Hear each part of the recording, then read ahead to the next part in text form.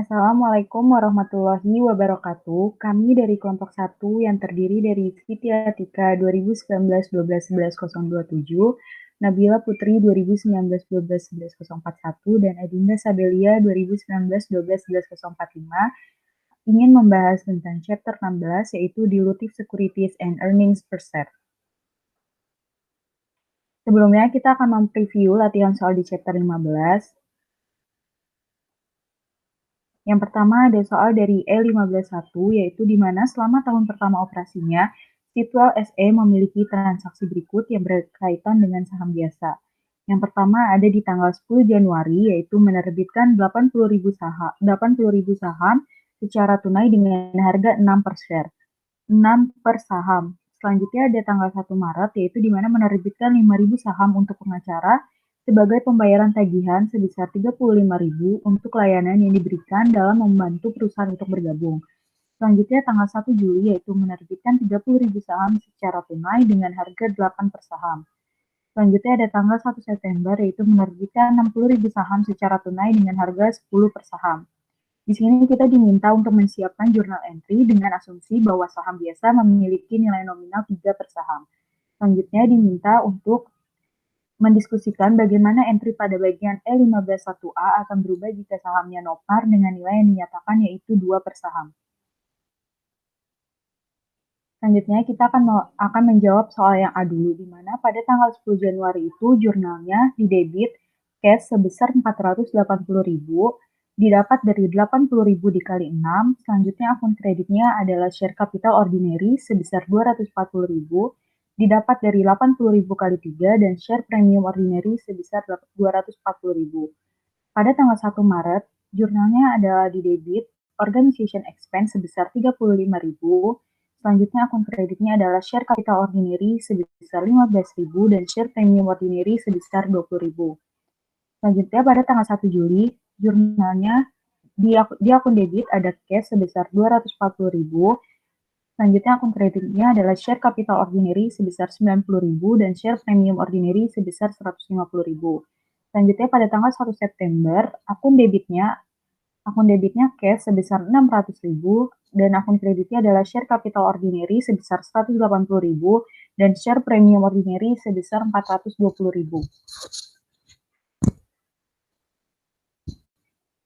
Selanjutnya soal B, jika saham tersebut memiliki nilai yang dinyatakan 2 per saham, entry dalam A akan menjadi sama kecuali untuk jumlah euro. Misalnya pada 10 Januari, entry akan mencakup kredit sebesar 160.000 untuk share capital ordinary dan 320.000 untuk share premium ordinary. Soal selanjutnya yaitu E159. Devisen PLC baru-baru ini mempekerjakan seorang akuntan baru dengan pengalaman luas dalam akuntansi untuk kemitraan. Karena tekanan pekerjaan baru, akuntan tidak dapat mengulas yang telah dia pelajari sebelumnya tentang akuntansi perusahaan. Selama bulan pertama, dia membuat entry berikut untuk saham biasa perusahaan. Pada tanggal 2 Mei, cash-nya sebesar 192.000, share capital ordinary-nya 192.000, dan menerbitkan 12.000 saham dari 10 euro nilai nominal saham biasa dengan harga 16 euro per saham. Pada tanggal 10 Mei, cash-nya sebesar 600.000 dan share capital ordinary-nya 600.000 dan menerbitkan 10.000 saham dari 30 euro nilai nominal saham preferen dengan harga 60 euro per saham. Tanggal 15 Mei, share capital ordinary-nya 14.000, cash-nya 14.000, dan membeli 1.000 saham biasa untuk treasury dengan harga 14 euro per saham. Pada tanggal 31 Mei, cash-nya 8.500, share capital ordinary-nya 5.000, gain on sale of share 3.500, dan menjual 500 saham treasury dengan harga 17 euro per saham. Instruksinya berdasarkan penjelasan untuk setiap jurnal, persiapkan jurnal yang seharusnya dibuat untuk transaksi saham biasa. Jawabannya yaitu pada tanggal 2 Mei, cash-nya didebit sebesar 192.000, share capital ordinary dikredit 120.000, didapat dari 12.000 dikali 10 euro, dan juga di kreditnya share premium ordinary 72.000 didapat dari 12.000 dikali 6 euro. Pada tanggal 10 Mei, cash-nya di debit 600.000, di kredit share capital preference 300.000 didapat dari 10.000 dikali 30 euro. Dan di kreditnya ada share premium preference sebesar 300.000 didapat dari 10.000 dikali 30 euro. Selanjutnya pada tanggal 15 Mei, treasury share-nya di debit sebesar 14.000 dan di kreditnya cash sebesar 14.000 juga. Dan pada tanggal 31 Mei, cash-nya di debit 8.500, di kreditnya treasury share 7.000 didapat dari 500 dikali 14 euro, dan juga share premium treasury di kredit sebesar 1.500 didapat dari 500 dikali 3 euro.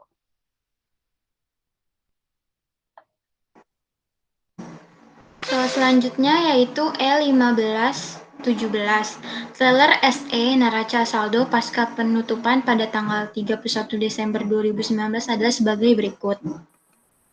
Pada tanggal 31 Desember 2019, teller memiliki jumlah saham biasa dan saham preference sebagai berikut. Authorized ordinary share-nya itu 600.000, terus preference-nya itu 60.000, issued ordinary-nya sebesar 200.000 dan preference-nya itu sebesar 10.000. Outstanding ordinary-nya 190.000 dan preference-nya itu ada 10.000. Dividen atas saham preferen adalah kumulatif 4 euro. Selain itu, saham preferen memiliki preferensi likuidasi sebesar 50 euro per saham. Instruksinya, siapkan bagian ekuitas dalam laporan posisi keuangan tellers pada 31 Desember 2019. Jawabannya sebagai berikut. Di sini ada partial statement of financial position. Jadi equity-nya itu ada share capital preference 4 euro kumulatif dan 50 euro par value per share. Authorized 60.000 shares, issued and outstanding 10.000 shares. Share capital preferen yang kita dapatkan sebesar 500.000. Terus share capital ordinary par value-nya itu 1 euro per share, authorized 600.000 shares, issued 200.000 shares, dan outstanding 190.000 per shares.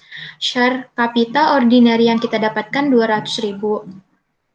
Total equity-nya kita dapat 700.000. Terus share premium ordinary-nya itu sebesar 1 juta. Share premium treasury-nya 160.000. Dijumlahkan sama yang sebelumnya jadinya 1.160.000. Return earnings-nya kita dapat 200.000.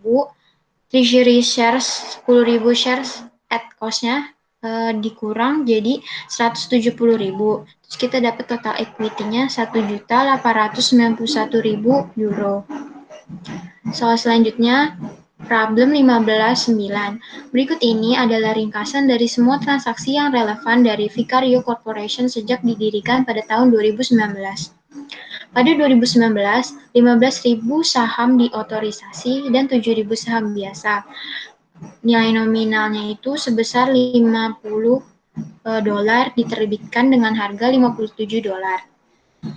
Dan pada tahun 2020, 1.000 saham diterbitkan sebagai dividen saham. Ketika satu saham dijual seharga 60 dolar, 300 saham biasa dibeli pada tahun 2021 dengan harga 64 dolar per saham. 300 saham ini masih dalam kas perusahaan. Pada tahun 2020, 10.000 saham preference diotorisasi dan perusahaan menerbitkan 5.000 diantaranya. Nilai nominalnya sebesar 100 dolar dengan harga 113 dolar. Beberapa saham preferen dibeli kembali oleh perusahaan dan kemudian diterbitkan kembali seharga 4.700 dolar lebih mahal daripada biaya perusahaan. Korporasi telah memperoleh total 610.000 dolar dalam laba bersih dan membayar total 312 $600.000 dalam bentuk dividen tunai sejak penggabungan. Instruksinya, siapkan bagian ekuitas pada laporan posisi keuangan dalam format yang sesuai untuk Vicario Corporation per tanggal 31 Desember 2021. Catatlah saham treasury dengan menggunakan metode biaya. Jawabannya di sini partial statement of financial position dari Vicario Corporation sebagai berikut. Equity-nya share capital preference $100 par value, 10.000 share authorized, 5.000 shares issued and outstanding. Kita dapat $500.000, didapatkan dari 5.000 dikali $100. Terus ada share capital ordinary, par value-nya itu sebesar $50, 15.000 shares authorized, 8.000 share issued, 7.700 shares outstanding. Kita dapat $400.000 dari 8.000 dikali $50. Share capital preference sama share capital ordinary-nya ditambah jadi $900.000. Terus share premium preference-nya itu sebesar $65.000, share premium ordinary-nya $57 dikurang $50 par value dikali 7.000 ditambah $60 dikurang $50 par value dikali 1, dapatnya $59.000. Terus share premium treasury preference-nya itu dapatnya 4.700. Share premium preference ordinary dan treasury kita jumlahkan dapatnya $128.700. Terus ada retain earnings-nya dari $610.000 dikurang $312.600 dikurang $60 dikali 1.000 shares dapatnya $237.400 dikurang dengan treasury shares 300 shares ordinary sebesar $19.200. Jadi total equity yang kita dapatkan dari Vicario Corporation itu sebesar $1.246.900.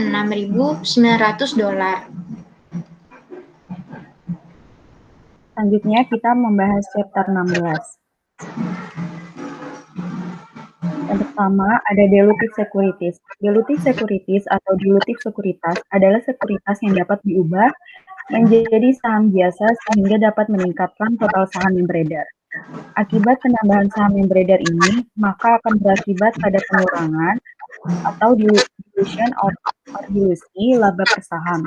Contoh dari dilutive securities adalah convertible debt dan preference share convertible. Yang pertama ada convertible debt. Convertible debt atau obligasi convertible adalah surat utang perusahaan yang dalam periode tertentu setelah penerbitan memiliki hak untuk dikonversi menjadi saham biasa. Terdapat dua alasan utama perusahaan menerbitkan obligasi convertible. Yang pertama, untuk meningkatkan ekuitas tanpa penyerahan tambahan kontrol terhadap perusahaan dari sebelumnya. Dan yang kedua, untuk mendapatkan obligasi dengan tingkat suku bunga yang relatif lebih rendah. Yang kedua ada akuntansi untuk obligasi convertible. Obligasi convertible dicatat sebagai instrumen campuran karena jenis instrumen ini mengandung komponen liability dan komponen ekuitas. IFRS mengharuskan dilakukan pemisahan terhadap instrumen ini di mana sebagian akan dicatat sebagai liabilitas dan sebagian akan dicatat sebagai ekuitas untuk tujuan pencatatan akuntansi. Dalam pencatatannya, perusahaan menggunakan metode yang dikenal dengan with and without. Metode yang dapat diilustrasikan sebagai berikut. Nah, di sini untuk mencari equity component at date of issuance without the debt component itu rumusnya fair value of convertible debt at date of issuance with both debt and equity components dikurang fair value of liability component at date of issuance based on present value of cash flow.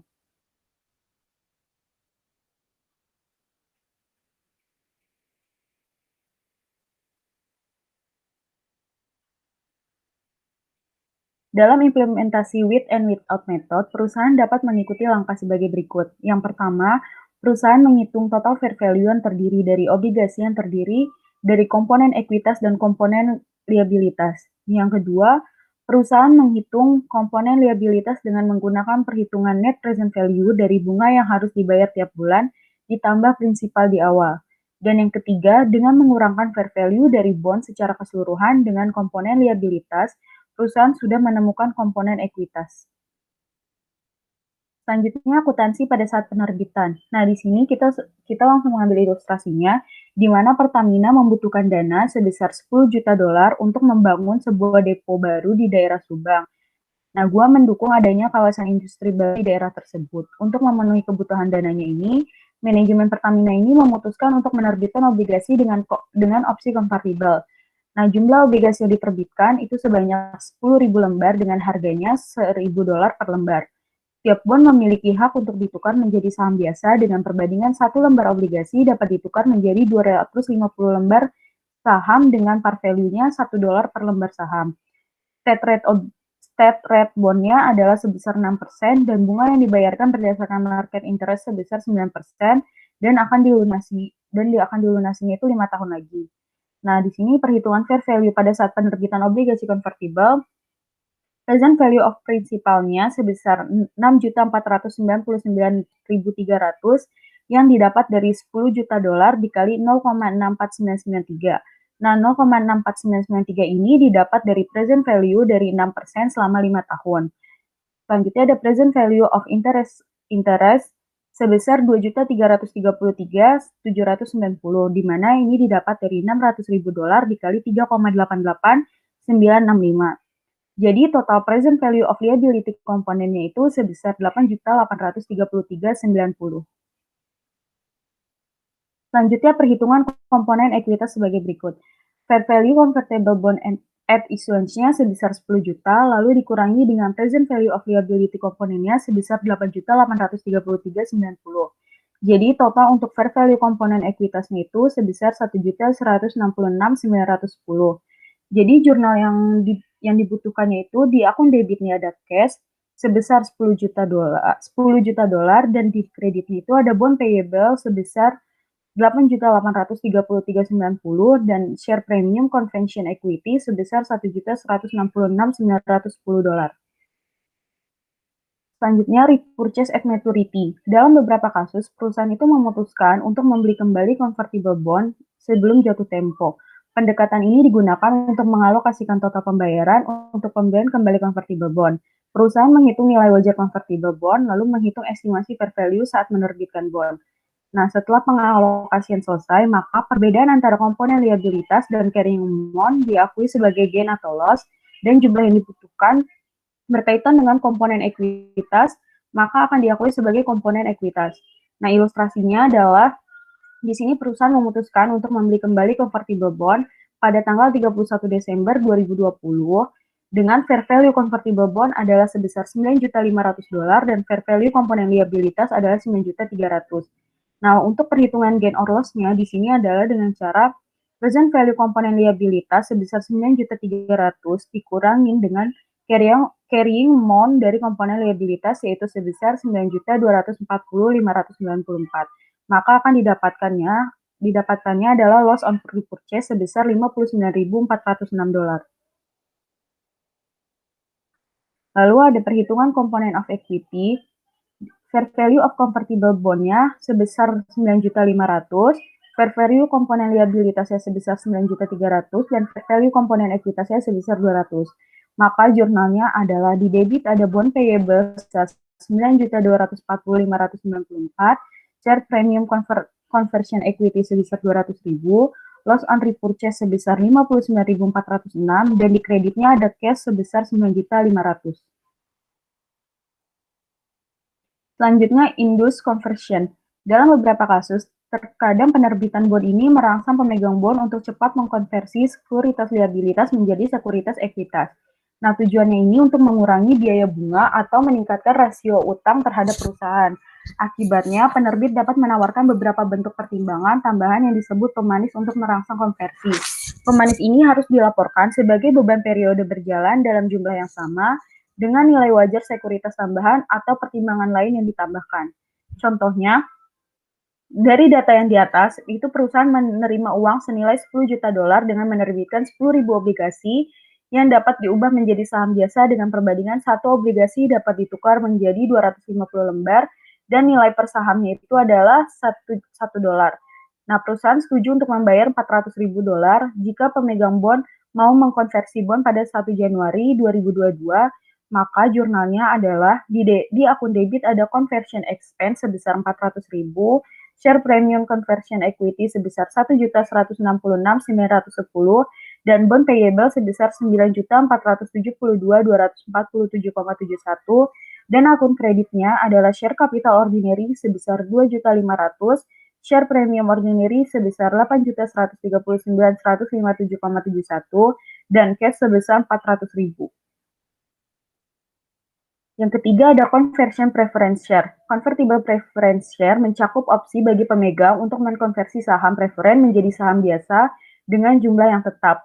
Perbedaan utamanya untuk convertible debt dan convertible preference share adalah klasifikasinya. Kalau convertible bond adalah instrumen campuran karena terdiri dari komponen liability dan komponen ekuitas. Sedangkan preference share hanya terdiri dari komponen ekuitas, sehingga diklasifikasikan langsung sebagai ekuitas. Contohnya, Pertamina menerbitkan 100.000 preference share dengan nilai par $10 per lembar dan terjual dengan harga $25 per lembar. Nah, jadi jurnalnya adalah di debit ada cash sebesar 2.500.000 dan akun kreditnya adalah share capital preference sebesar 1 juta dan share premium convertible equity sebesar 1.500.000. Nah, jika setiap lembar saham preference dapat ditukar dengan 10 ordinary share dengan nilai par $1 per lembar, maka jurnalnya adalah di akun debitnya ada share capital preference sebesar 1.500.000, share premium convertible equity sebesar 1 juta, dan di akun kreditnya adalah share capital ordinary sebesar 1 juta dan share premium ordinary sebesar 1.500.000. Selanjutnya yaitu B. Share warrant. Warrant atau surat jaminan adalah surat yang memberikan hak kepada pemegangnya untuk memperoleh saham pada harga tertentu selama periode yang telah ditetapkan. Perbedaan pokok antara sekuritas convertible dan share warrant terletak pada penggunaan warrant, di mana pemegang warrant harus membayar sejumlah uang tertentu untuk memperoleh saham. Penerbitan warrant atau opsi untuk membeli tambahan saham biasanya timbul dalam 3 situasi, yaitu pertama, pada saat menerbitkan jenis sekuritas yang berbeda seperti obligasi atau preferen, pemegang warrant disertakan agar sekuritas lebih menarik. Yang kedua, pada saat penerbitan saham biasa, pemegang saham yang ada mempunyai hak istimewa untuk lebih dahulu membeli saham biasa. Yang ketiga, warrant seringkali disebut sebagai opsi beli saham, diberikan sebagai opsi kompensasi kepada para eksekutif dan pemegang saham. 1. Share warrant issued with other securities. Warrant yang diterbitkan bersama dengan sekuritas lainnya pada dasarnya merupakan opsi jangka panjang untuk membeli saham biasa dengan harga tetap. Meskipun warrant perpetual telah diperdagangkan, namun umumnya hanya bertahan selama 5 tahun, terkadang 10 tahun. Obligasi yang diterbitkan bersamaan dengan waranti merupakan instrumen campuran yang terdiri dari komponen liabilities dan komponen ekuitas. Pada akhirnya, perusahaan harus menggunakan metode with and without method untuk mengalokasikan ke dalam dua komponen. Sebagai contoh, misalkan Antam menerbitkan surat utang yang disertai dengan waranti. Asumsikan surat utang ini memiliki jangka waktu selama 10 tahun dengan nilai jual per lembar bon adalah $1.000 dan Antam mengeluarkan 10.000 lembar, state rate interest adalah 5% dan bunga pasar adalah sebesar 7%. Maka perhitungannya yaitu perhitungan komponen liabilities. Present value of principal $10 juta, 5% 10 tahun sebesar $5.083.500 didapat dari 10 juta dikali 0,50835. Present value of interest 5% 10 tahun sebesar $3.511.790 didapat dari $500.000 dikali 7,02358 dan semuanya dijumlah maka hasilnya $8.595.290, yaitu present value of liability component. Perhitungan yang kedua yaitu perhitungan komponen ekuitas.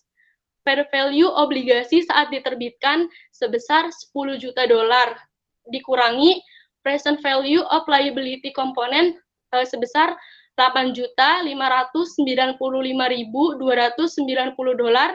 maka hasilnya yaitu komponen ekuitas sebesar $1.404.710.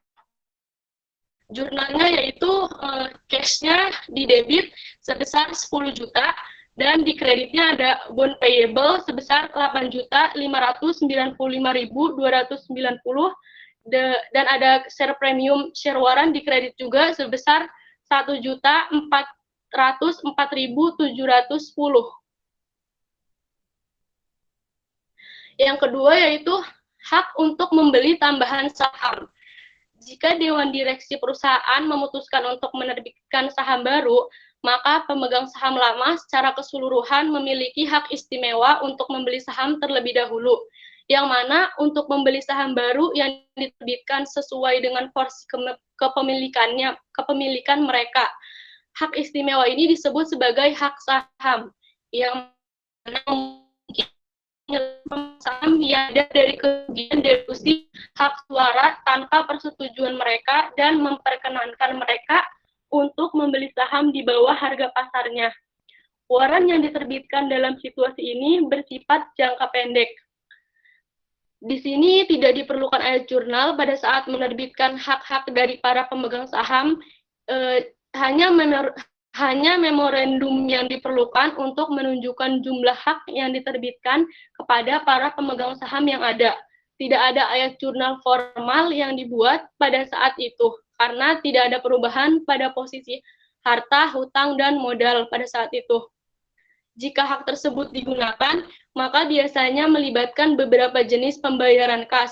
Jika kas yang diterima senilai dengan nilai par, maka akan dicatat dengan mengkredit saham. Jika tidak setara, maka akan diakui sebagai gain or loss.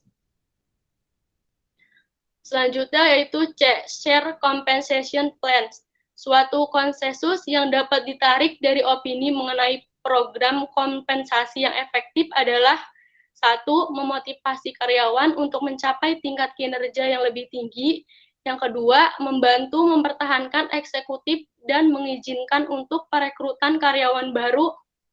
Yang ketiga, memberikan dasar kompensasi lain bagi karyawan dan kinerja perusahaan.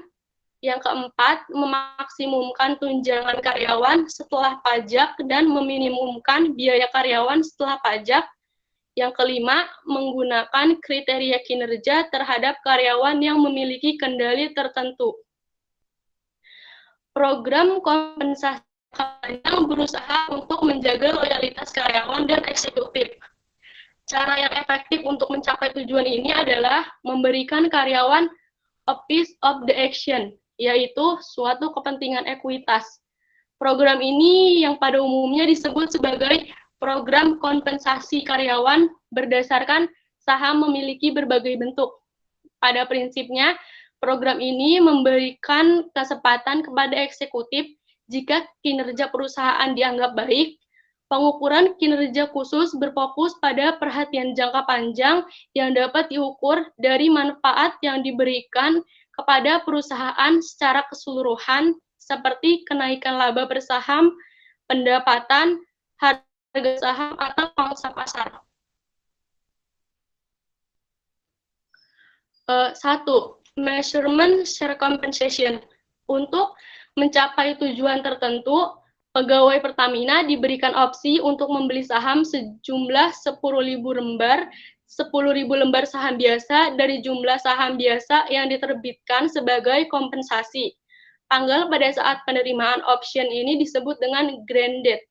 Untuk nilai kompensasi yang diterima, suatu pendekatan mensyaratkan biaya kompensasi harus diukur dengan kelebihan harga pasar saat harga penggunanya pada saat tanggal hibah. Pendekatan ini dikenal sebagai metode nilai instrik. Metode ini mengukur seberapa besar yang akan diterima pemegang pada hari ini jika option yang diberikan oleh perusahaan digunakan pada hari ini juga. Nilai intrik merupakan perbedaan antara harga saham dan harga penggunaan opsi pada tanggal hibah. Cara kedua untuk melaporkan pembelian opsi ini didasarkan pada biaya saham pada nilai wajar opsi saham itu. Dengan metode nilai wajar ini, perusahaan memakai model menentukan harga opsi yang dapat diterima untuk menentukan nilai opsi pada tanggal hibah. Yang kedua, akuntansi kompensasi. Akuntansi dalam kompensasi saham. Program kompensasi saham melibatkan dua masalah akuntansi utama, yaitu satu, penentuan beban. Dengan menggunakan metode nilai wajar, total beban kompensasi dihitung berdasarkan nilai wajar yang diharapkan menjadi haknya pada tanggal opsi itu dihibahkan kepada karyawan.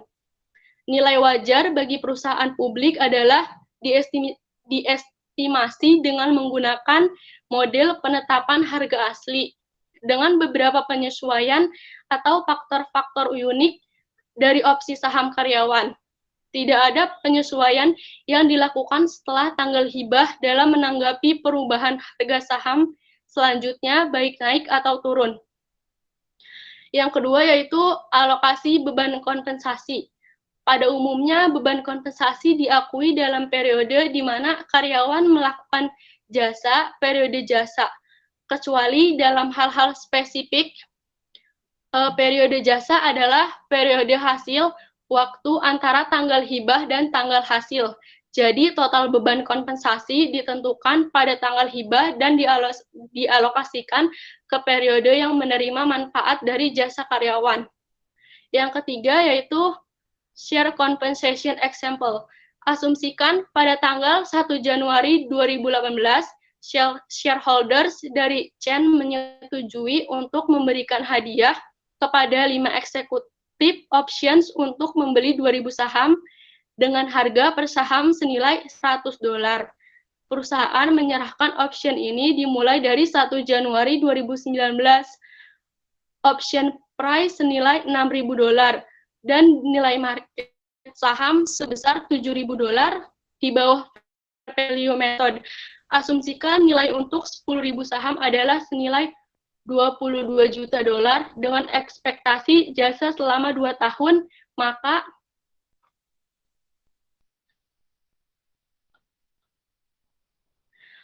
a date of grant pada tanggal 1 Januari 2019 itu no entry, jadi tidak ada jurnal.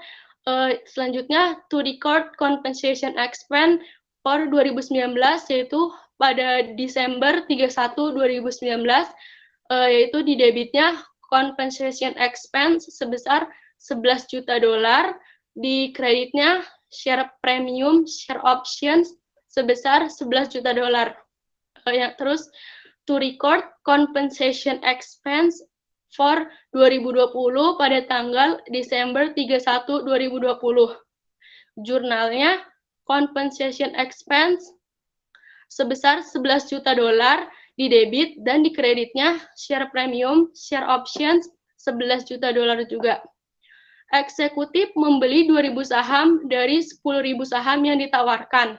Maka pada 1 Juni 2022 jurnalnya di debitnya ada cash sebesar $12 juta didapat dari $6.000 dikali 2.000 dan ada share premium, share options sebesar $4.400.000 didapat dari 20% dikali 22 juta. Dan di kreditnya ada share capital ordinary dan share premium ordinary sebesar $200.000 dan $16.200.000. Jika eksekutif tidak membeli saham option yang tersisa, maka jurnalnya di debit yaitu share premium, share options $17.600.000, di kreditnya share premium expired $17.600.000. Yang ketiga ada restricted shares. Restricted shares adalah saham yang disalurkan kepada para pegawai subjek perjanjian di mana saham ini tidak dapat untuk dijual lagi kepada pihak lain. Keunggulan advantage dari restricted shares adalah yang pertama, restricted shares tidak pernah sepenuhnya memiliki garansi. Dalam kontrak, jika harga saham tidak lebih dari harga saham options yang digunakan, maka options tidak berlaku. Restricted share bagaimanapun tetap memiliki nilai. Selanjutnya itu restricted shares pada umumnya mengurangi dilusi saham terhadap para pemegang saham. Hal ini karena restricted share biasanya dihadiahi dengan total setengah atau sepertiga dari total share options. Perlakuan akuntansi untuk saham terbatas mengikuti prinsip umum sebagaimana akuntansi untuk share options. Perusahaan menghitung fair value dari restricted shares pada saat tanggal grant lalu membebankan ini dalam periode service. Sebagai contoh, asumsikan pada tanggal 1 Januari 2019, Edgen Company menerbitkan 1.000 restricted shares. Saham Edgen memiliki fair value sebesar $20 per lembar saham. Informasi tambahan sebagai berikut, yaitu periode servis yang berkaitan adalah 5 tahun. Fair value pada 1 Januari itu sebesar $1. Maka jurnal yang dibutuhkan pada saat grant tanggal 1 Januari 2019 yaitu di debitnya unearned compensation sebesar $20.000, di kreditnya ada share capital ordinary dan share premium ordinary sebesar share capital 1.000, share premium 19.000. Pada 31 Desember 2019, Edgen mencatat compensation expense sebesar $4.000 sebagai berikut. Di debit, compensation expense-nya sebesar $4.000, di kredit, unearned compensation $4.000. Misalkan dengan kontrak yang ada selama 5 tahun, lalu karyawan yang bersangkutan memutuskan untuk meninggalkan perusahaan pada tanggal 31 Desember 2020, maka jurnal yang harus disusun adalah sebagai berikut. Di debit ada share capital ordinary sebesar $1.000, share premium ordinary $9, dan di kredit ada compensation expense $8.000, unearned compensation $12.000.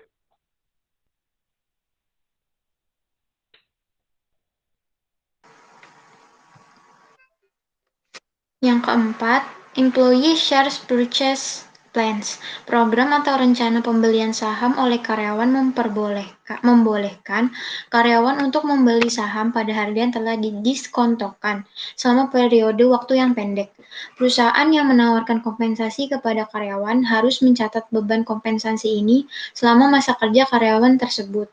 Sebagai ilustrasi, asumsikan ayam geprek Chris Bar menawarkan kepada 1.000 karyawannya untuk membeli saham yang diskon sebesar 20%.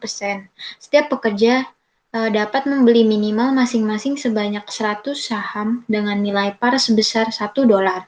Diketahui 800 pekerja yang mengembalikan kesempatan ini dan rata-rata membeli 90 saham. Jika diketahui market value saham adalah sebesar $30, maka cash yang didapatkan sebesar $172.800 didapatkan dari 7.200 dikali $24. Compensation expense di debit totalnya $43.200 didapatkan dari 7.200 dikali $6. Terus ada di bagian kredit, share capital ordinary sebesar $7.200 didapatkan dari 7.200 dikali nilai parnya $1.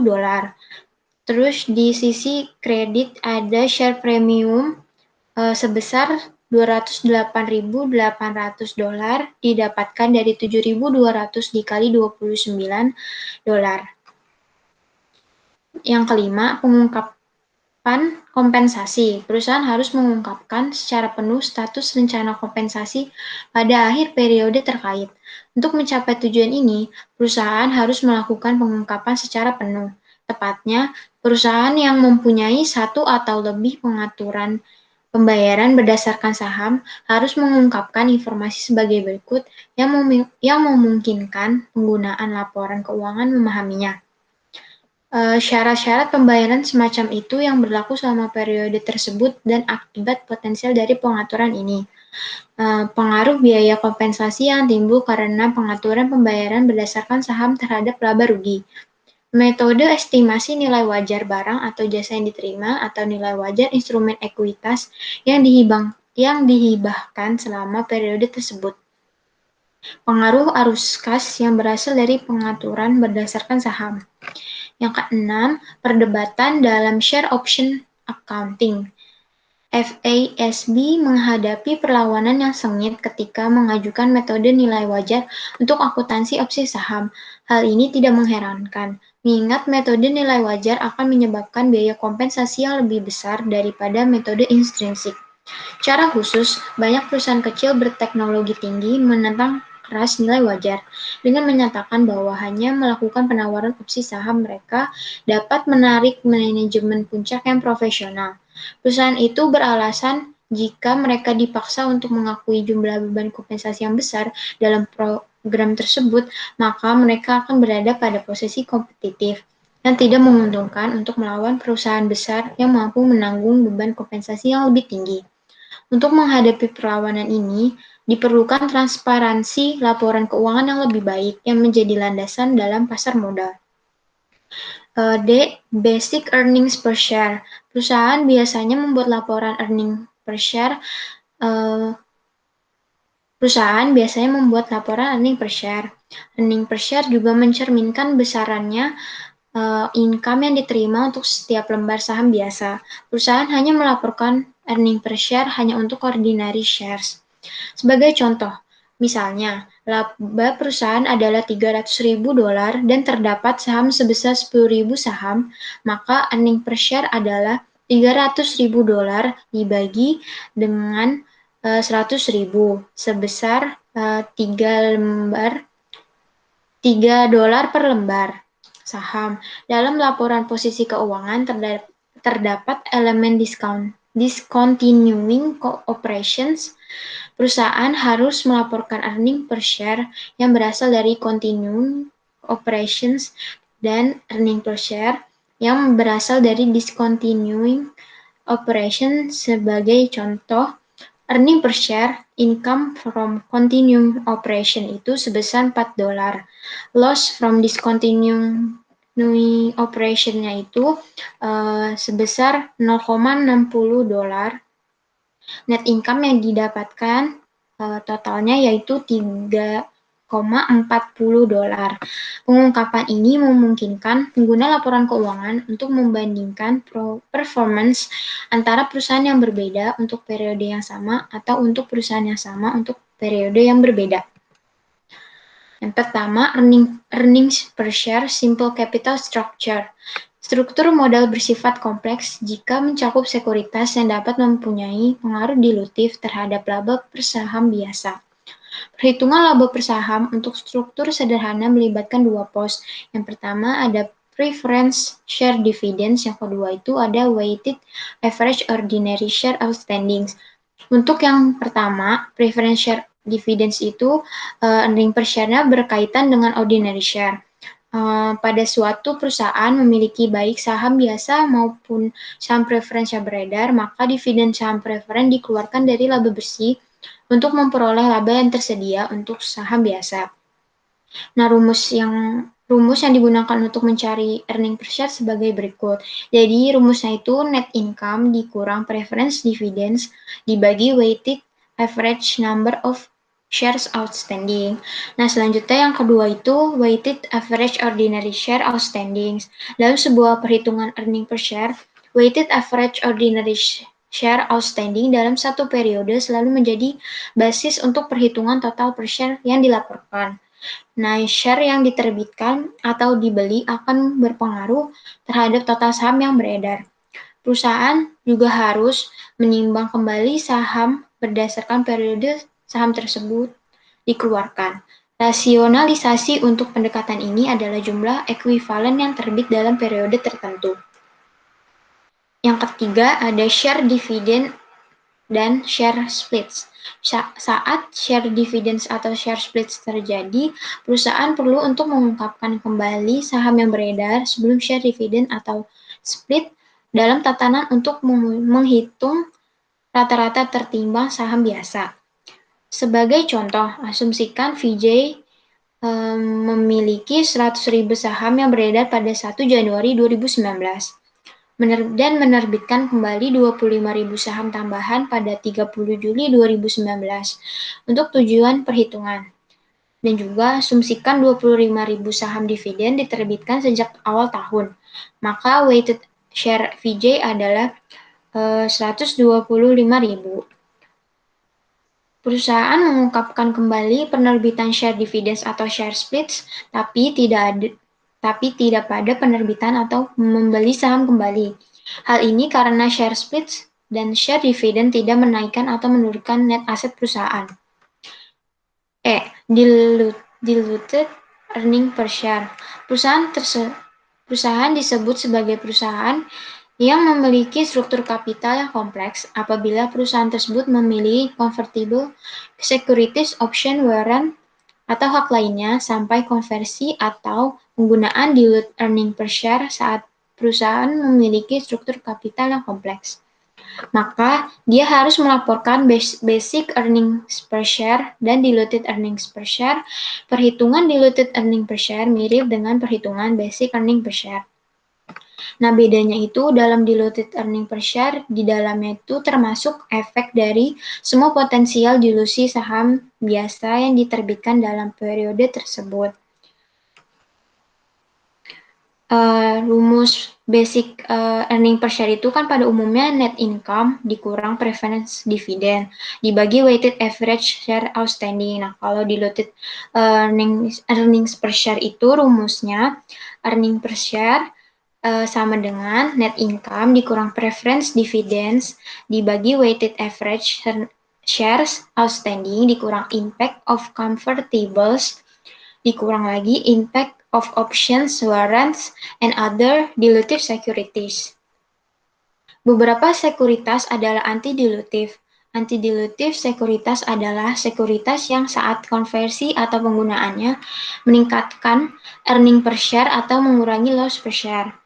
Perusahaan dengan struktur kapital yang kompleks tidak akan melaporkan dilutive earnings per share jika sekuritas dalam struktur kapital adalah anti-dilutif. Tujuannya menampilkan basic dan diluted earnings per share adalah untuk menginformasikan kepada pengguna laporan keuangan dari situasi basic earning per share dan juga menentukan worst case dilutive situation. Yang pertama, diluted earnings per share convertible securities. Saat konversi, perusahaan merubah convertible securities menjadi saham biasa. Perusahaan mengakui efek dilusi dari konversi yang potensial sama earning per share menggunakan if converted method. Asumsi yang digunakan dalam metode ini adalah konversi dari convertible bonds dilakukan di awal periode dan pilihan yang berkaitan bersifat setelah pajak. Yang kedua, dividend options and warrant. Dalam perhitungan diluted earning per share, perusahaan memasukkan semua sekuritas termasuk share option dan warrant yang beredar. Perusahaan menggunakan treasury shares method untuk memasukkan option and warrants dalam perhitungan earning per share. Treasury methods mengasumsikan bahwa options dan warrant dikeluarkan tepat pada awal tahun dan perusahaan menggunakan ini untuk membeli kembali saham biasa yang akan dicatat sebagai treasury shares. Jika harga lebih rendah dari harga pasar, maka proses ini tidak mencukupi untuk membeli kembali treasury. Perusahaan lalu menambah incremental shares untuk tujuan perhitungan diluted earnings per share. Yang ketiga, contingency issuable shares didefinisikan sebagai saham biasa yang diterbitkan dalam skala kecil atau non-cash untuk pemenuhan suatu kendali yang spesifik dalam contingent share agreement. Yang keempat, anti-dilutive revised. Perusahaan harus mengeluarkan setiap sekuritas yang merupakan anti-dilutive. Yang kelima, earning per shares and disclosure. Ketika pendapatan periode termasuk operasi yang dihentikan, perusahaan harus menunjukkan jumlah per saham sebagai berikut. Pendapatan dari operasi yang dilanjutkan, operasi yang dihentikan, dan laba bersih. Perusahaan yang melaporkan operasi yang dihentikan harus menyajikan jumlah per saham untuk item baris tersebut, baik di muka laporan laba rugi atau di catatan atas laporan keuangan. Sekian presentasi dari kelompok 1 tentang chapter 16. Apabila ada kesalahan, mohon maaf. Terima kasih. Minggu ini cuma Kamis doang yang